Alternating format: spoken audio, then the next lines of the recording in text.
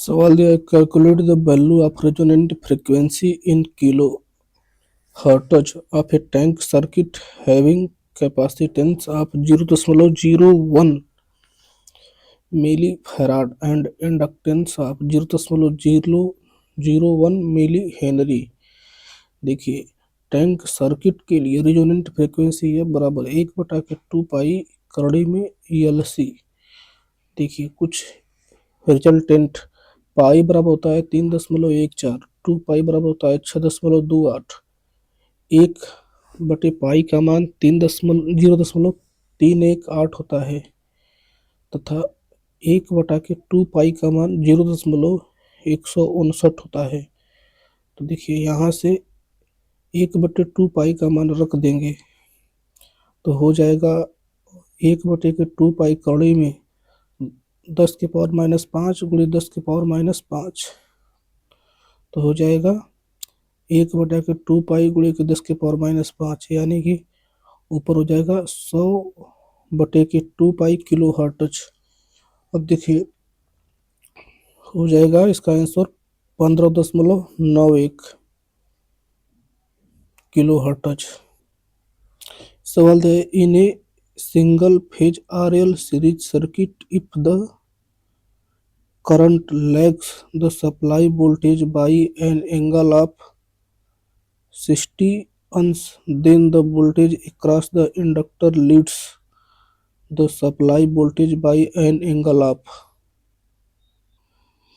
देखिए, सबसे पहले बोल रहा है कि एक सीरीज आरएल सर्किट है, तो यहाँ पे सीरीज आरएल सर्किट बनाया गया है।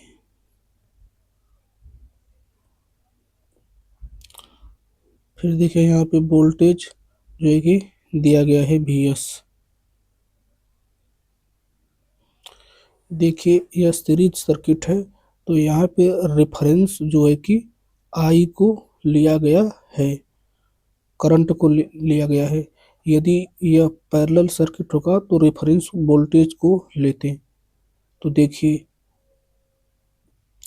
दिया गया है कि जो सप्लाई वोल्टेज है वह दिया गया है कि जो करंट है वह सप्लाई वोल्टेज से 60 अंश लैग कर रहा है। तो यहाँ पे जो वोल्टेज Vs होगा वो देखिए इस प्रकार बनाया गया है।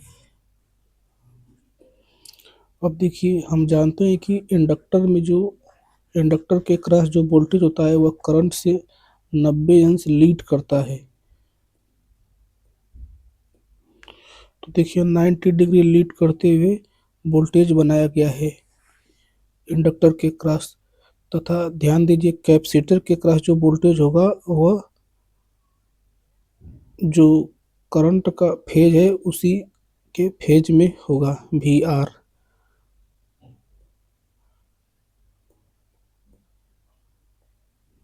यहाँ से देखने पर कि जो इंडक्टर के क्रॉस जो वोल्टेज है वह सप्लाई वोल्टेज से 90 - 60 हुए तो 30 अंश लीड करता होगा।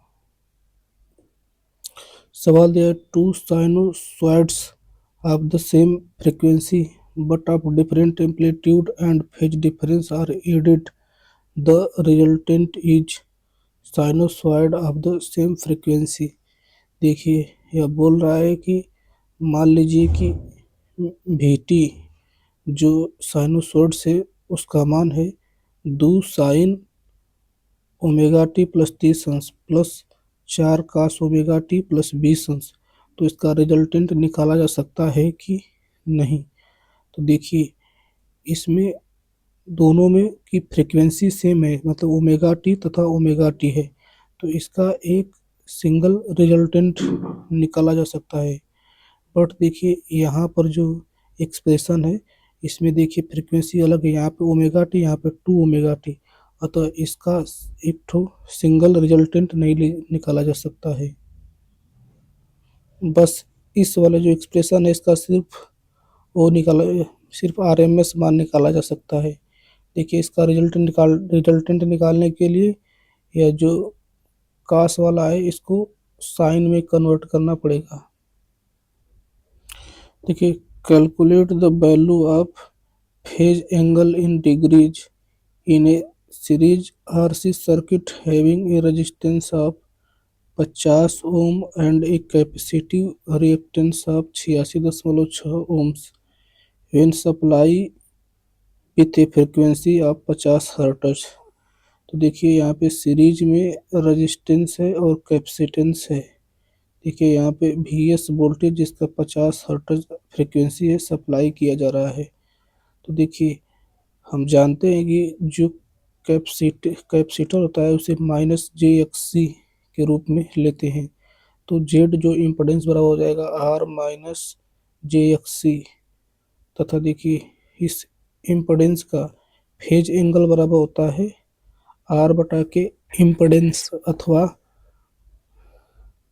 फाई बराबर टेन इनवर्स माइनस एक्स सी बटा के आर, यानी हो जाएगा फाई बराबर माइनस टेन इनवर्स एक्स सी बटा के आर, यानी हो जाएगा माइनस टेन इनवर्स 86.6 बटा के 50। चूँकि देखिए कड़ी में 3/2 का मान होता है 0.866, तो 100 कड़ी में 3/2 का मान हो जाएगा 50 कड़ी में 3 बराबर 86.6 हो जाएगा। तो देखिए यहाँ से रख देंगे तो 50 दशमलव कड़ी में 50 इंटू कड़ी में 3 बटा के 50, तो यहाँ पर हो जाएगा माइनस टेन इनवर्स कड़ी में 3, इसका मान हो जाएगा माइनस 60 अंश, यानी फाई का मान 60 अंश हो जाएगा।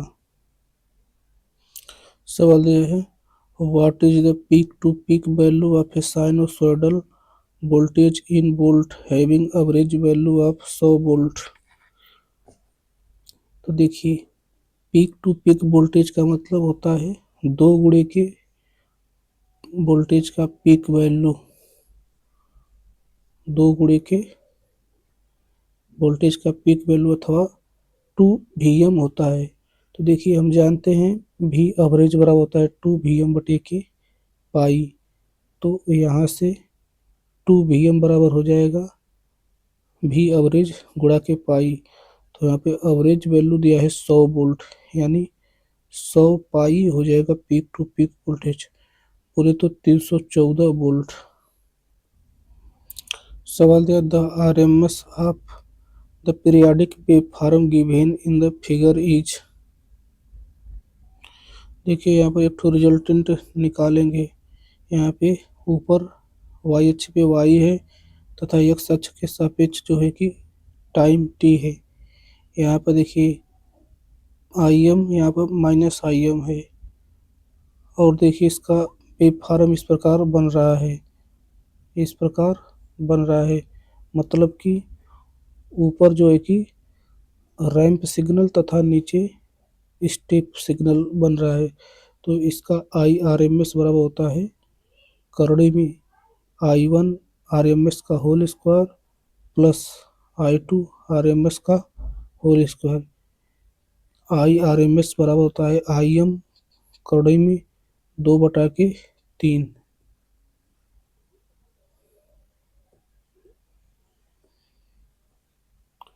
और देखिए इसका एक कंप्लीट टाइम पीरियड इतना है। इसके बाद क्या आएगी,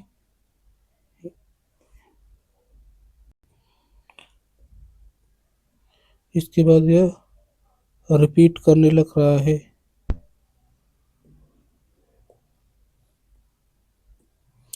देखिए वहाँ पे जो ट्रेंगुलर वेव था वह ऊपर दिया था, बट यहाँ पे ट्रेंगुलर नीचे दिया है, तो इससे कोई मैटर नहीं होता है।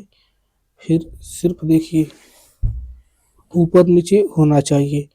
तो देखिए इसका भी हो जाएगा RMS वैल्यू Im बटा के करड़ी में 3 बटा के 2, करड़ी में 2 बटा के 3।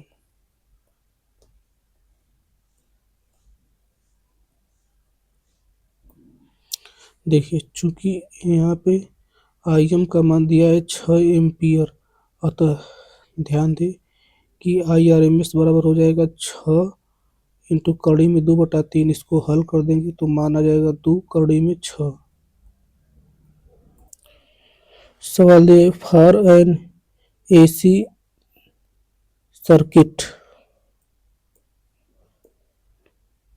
The voltage and the current are given as V बराबर 100 plus J10 volt and I बराबर 20 माइनस J10 ए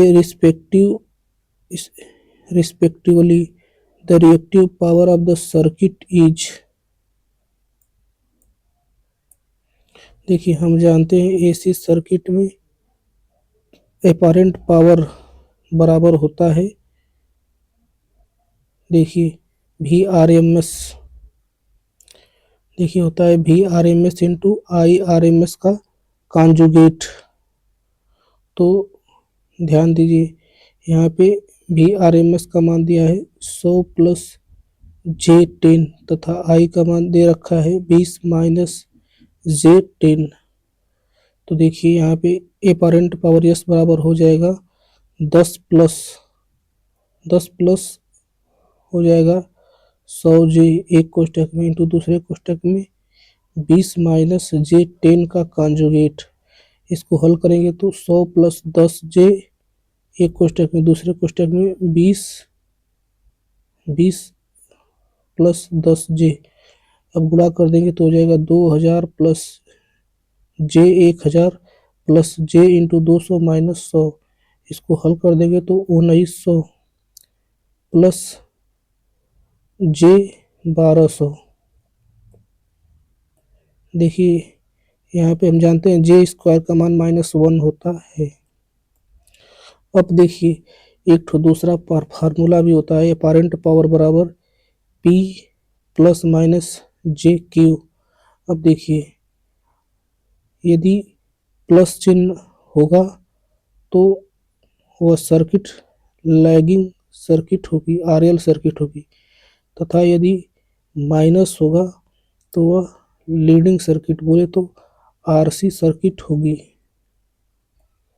तो देखिए जब यहाँ पे यह कौन से रूप का देखिए बन रहा है, तो यह यस बराबर P प्लस JQ के फॉर्म का बन रहा है। मतलब कि यहाँ पे बीच में पॉजिटिव चिन्ह आ रहा है, मतलब कि यह आरएल सर्किट होगा, यानी रजिस्टिव इंडक्टिव सर्किट होगी। दूसरी बात की यहाँ से P का मान 1900 आ रहा है, Q का मान 1200 आ रहा है। मतलब कि यहाँ active power 1900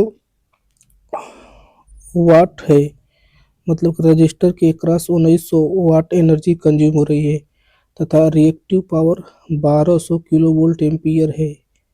kilo volt ampere reactive है, मतलब कि जो इंडक्टर है उसके अक्रॉस 1200 बार रिएक्टिव पावर कंज्यूम हो रहा है। सवाल दिया है Which of the following statement is true about a parallel RLC circuit? इसको हल करने के लिए सबसे पहले पैरेलल आरएलसी सर्किट बनाएंगे। तो यहाँ पर देखिए भी जो कि सप्लाई एसी वोल्टेज है, आईएस करंट है, और देखिए यहाँ पे एक ठो पैरेलल में रेजिस्टेंस है, पैरेलल में एक ठो इंडक्टर है, और पैरेलल में एक ठो कैपेसिटर है। तो देखिए तथा रेजिस्टेंस में आई आर करंट, इंडक्टर में आई एल करंट तथा कैपेसिटर में आई सी करंट फ्लो होती है। तो देखिए जब भी हम रजिस्टर और इंडक्टर और कैपेसिटर का नामकरण करते हैं तो देखिए इस प्रकार करते हैं। रजिस्टेंस हो जाएगा आर तथा इंडक्टर की वैल्यू हो जाएगा प्लस JXL तथा कैपेसिटर का वैल्यू हो जाएगा -JXC। अब देखिए इनका जो जैसे इनका व्युत्क्रम करते हैं तो देखिए हो जाएगा 1/R, और रजिस्टर का व्युत्क्रम 1/R जो कि कंडक्टेंस है, तथा देखिए जो इंडक्टिव रिएक्टेंस प्लस JXL है इसका उल्टा करेंगे, यानी 1/JXL, तो यह हो जाएगा -J इंटू BL, तथा यहाँ पे -J इंटू BL जो है कि है वह इंडक्टिव ससेप्टेंस है। फिर देखिए जो कैपेसिटिव रिएक्टेंस माइनस जे एक्स सी है, इसका उल्टा व्युत्क्रम हो जाएगा 1/के माइनस जे एक्स सी। तो यह हो जाएगा plus J into B C. यहाँ पे बी सी कैपेसिटिव ससेप्टेंस है, क्योंकि रिएक्टेंस का उल्टा सस्पेक्टेंस होता है, हम जानते हैं।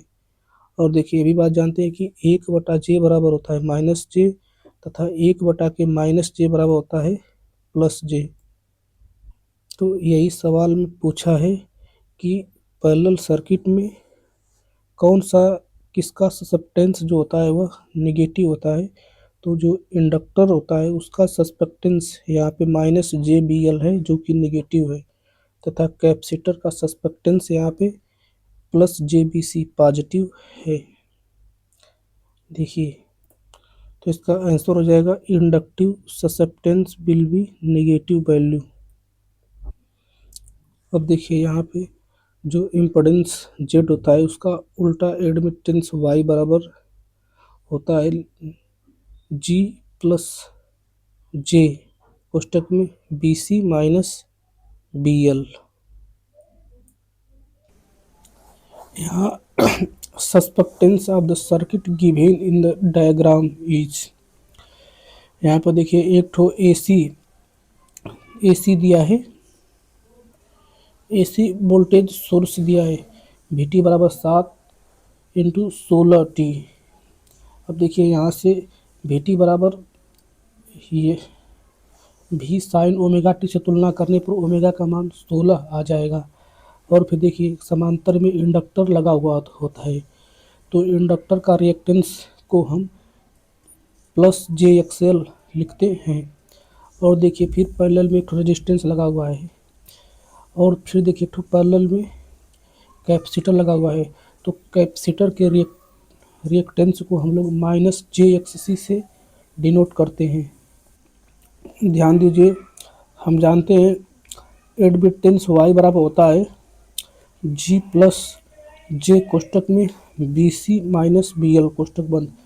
यहाँ पर बी सी कैपेसिटर का सस्पेक्टेंस है, तथा बी एल जो इंडक्टर है उसका सस्पेक्टेंस है। तथा हम जानते हैं कि जो सस्पेक्टेंस का मान होता है वह रिएक्टेंस का उल्टा होता है। तो यहाँ पर बी सी जो होगा वह माइनस जे एक्स सी का उल्टा होगा। तो बी सी बराबर हो जाएगा 1/के माइनस जे एक्स सी, यानी कि तथा ये एक्स सी बराबर होता है 1/के ओमेगा सी, यानी कि बी सी का मान हो जाएगा यहाँ से जे ओमेगा सी। तो बी सी का मान हो जाएगा 2 जे। उसी प्रकार देखिए इंडक्टर का सस्पेक्टेंस बी एल बराबर होता है 1/के इंडक्टर का रिएक्टेंस, यानी 1/के जे एक्स एल। तो देखिए यहाँ से हो जाएगा बी एल बराबर 1/के जे एक्स एल। अब देखिए जे नीचे ऊपर जाएगा तो निगेटिव बन जाएगा, यानी बी एल बराबर हो जाएगा माइनस जे 1/के ओमेगा एल। तो देखिए ओमेगा का मान 16 रख देंगे, एल का मान 1/4, तो हो जाएगा बी एल बराबर माइनस जे 0.25। अब देखिए पूरा टोटल सर्किट का सस्पेक्टेंस की बात करें तो दोनों जो सस्पेक्टेंस आए उनको जोड़ देंगे, इंडक्टर के और कैपेसिटर को, तो हो जाएगा 7/4 जे। सवाल दिया है what will be the phase difference between the alternating current and voltage represented by following equation. I बराबर I zero sine omega T and E बराबर E zero cos omega T plus pi by 3। देखिए इसको ज्ञात करने के लिए सबसे पहले चतुर्थांश बनाते हैं। चतुर्थांश में जो राइट साइड वाला यक्स चतुर्थांश है वहाँ पे कास ओमेगा टी लिखते हैं, तथा उसके अपोजिट लेफ्ट साइड यक्स अक्ष पर माइनस कास ओमेगा टी, तथा नीचे वाई अक्ष पर साइन ओमेगा टी, तथा ऊपर उसके opposite minus sign omega T लिखते हैं। और फिर देखिए यदि ओमेगा टी में कोई एंगल जुड़ रहा हो तो उसे एंटी क्लॉकवाइज ऊपर लेकर चलते हैं, तथा यदि कोई घट रहा हो, मतलब कि नेगेटिव फेज एंगल हो, तो उसे क्लॉकवाइज दिशा में चलते हैं। तो देखिए यहाँ पे दिया है आई बराबर I zero sine omega T. यहाँ पर ओमेगा टी में कुछ भी नहीं जुड़ रहा है, मतलब कि जो करंट होगी वह साइन ओमेगा टी बोले तो वाई अक्ष पर नीचे की तरफ होगी। और देखिए अब फिर अगला जो इक्वेशन दिया है ई बराबर E zero cos omega T plus pi by 3। तो देखिए यहाँ पे कास ओमेगा टी को देखते हैं तो राइट साइड में है एक्स अक्ष पर, और फिर इसमें पाई बाई 3 जुड़ रहा है, 60 अंश जुड़ रहा है, अतः पॉजिटिव जुड़ रहा है। तो पॉजिटिव के लिए हम लोग एंटी क्लॉकवाइज ऊपर चलते हैं। तो अब देखिए ई को हम लोग कास ओमेगा टी से ऊपर 60 अंश दर्शाया गया है। अब पूछा है कि ई तथा आई के बीच में फेज डिफरेंस कितना है। तो यहाँ से देख रहे हैं तो ई और आई के बीच में 60 प्लस 90 बोले तो 150 अंश का फेज डिफरेंस है। तो इसका आंसर जो होगा कि बी हो जाएगा। यहाँ पर देखिए फार्मूला को लिखा गया कॉन्सेप्ट ऑफ फेज डिफरेंस। सवाल दिया an inductor is supplied from a sinusoidal voltage source, the magnetic field energy in the inductor changes from peak value to minimum value in 10 millisecond, then supply frequency is. देखिए एक inductor है, उसके across sinusoidal voltage लगाया गया है, तो जो inductor में करंट फ्लो होगी वो अभी साइनोसॉइडल ही फ्लो करेगी। तो यहाँ पे देखिए करंट को दिखाया गया है साइनोसॉइडल रूप में आई एम। तो देखिए इंडक्टर में स्टोर एनर्जी का फार्मूला होता है ई बराबर 1/2 एल इंटू आई स्क्वायर। सवाल में दिया है कि inductor changes from peak value to minimum value in 10 milli second, the magnetic field energy in the inductor, मतलब जो इंडक्टर में मैग्नेटिक फील्ड एनर्जी है वह पीक वैल्यू से मिनिमम वैल्यू होने में 10 मिली सेकेंड का टाइम लेती है। तो देखिए इस एनर्जी का पीक मान होने के लिए देखिए आई का भी पीक मान होना चाहिए। तो यहाँ पे मान लीजिए कि आई का पीक मान आई एम है। देखिए यहाँ पे एक ठो इसमें महत्वपूर्ण एक ठो अलग से फैक्ट देखें कि यहाँ पे आई का minimum value minus I am है। अगर देखिए ई बराबर 1/2 एल आई स्क्वायर में माइनस आई एम रखेंगे तब भी एनर्जी का मान हो जाएगा ई बराबर 1/2 एल आई स्क्वायर, मतलब कि जब करंट का मैक्सिमम मान आई एम रखते हैं प्लस आई एम तब भी मतलब कि ई मैक्स आता है, तथा जब आई का मान माइनस आई एम रखते हैं तब भी एनर्जी मैक्सिमम ही आती है। मतलब कि करंट का वेव तो साइनोसॉइडल होगा, बट देखिए एनर्जी का वेव देखिए जो पॉजिटिव साइकिल है उसमें तो पॉजिटिव होगा ही, बट जो नेगेटिव साइकिल है उसमें भी पॉजिटिव होगा। इस तथ्य को ध्यान रखें। अब देखिए यहाँ पे दिया है कि जो एनर्जी है वह पीक से मतलब कि हाई से लो होने में 10 मिली सेकेंड का टाइम लेती है। मतलब कि पूरे साइकिल का समय हो जाएगा 10 चौका 40 मिली सेकेंड। जब टाइम पीरियड 40 मिली सेकेंड आ जाएगा तो देखिए फ्रीक्वेंसी हो जाएगा 1/40 मिली सेकेंड, बोले तो 25 हर्ट्ज आंसर आ जाएगा। यहाँ पर सवाल दिया है कि इन द सर्किट, सवाल दिया है in the circuit shown in the figure below it is desire to have a constant direct current I T through the ideal inductor L, the nature of the voltage source V of T must be. यहाँ पर देखिए एक तो voltage source V of T लगा है, तो इसमें I of T current flow हो रही है, इंडक्टर एल लगा हुआ है। तो यहाँ पर यह बोला है कि जो आई ऑफ टी हो वह डीसी हो उसके लिए वोल्टेज किस नेचर का लगाना चाहिए। तो देखिए हम जानते हैं कि इंडक्टर का वोल्टेज V ऑफ टी यानी VL बराबर होता है L into D I upon D T होता है। देखिए यहाँ से हो जाएगा VL इंटू डी टी बराबर L into D I of T. मतलब ध्यान दीजिए यहाँ से करंट का मान पता करने के लिए यहाँ पे जो VL है उसका समाकलन करना पड़ेगा। और देखिए यहाँ पर बताया है कि जो करंट है वह DC है। DC बोले तो स्टेप सिग्नल है। और देखिए हम किस चीज़ का समाकलन करते हैं तो हमें स्टेप सिग्नल प्राप्त होता है। तो हम इम्पल्स सिग्नल का समाकलन करते हैं तो हमें स्टेप सिग्नल प्राप्त होता है। मतलब कि वोल्टेज को इम्पल्स नेचर का लगाना चाहिए। एन आइडियल इम्पल्स आंसर सही हो जाएगा। सवाल है which of the following statement is not correct about quality factor of a parallel resonance circuit. देखिए पहला option quality factor of parallel resonance is reciprocal to that of series resonance. तो ये बात एकदम सही है क्योंकि देखिए क्वालिटी फैक्टर सीरीज सर्किट का XL बटे के आर होता है अथवा XC बटा के आर होता है अथवा 1 बटा के आर करड़ी में L/C होता है। अब देखिए क्वालिटी फैक्टर पैरेलल सर्किट का R बटा के XL अथवा R बटा के XC अथवा R इंटू करड़ी में C बटा के L होता है।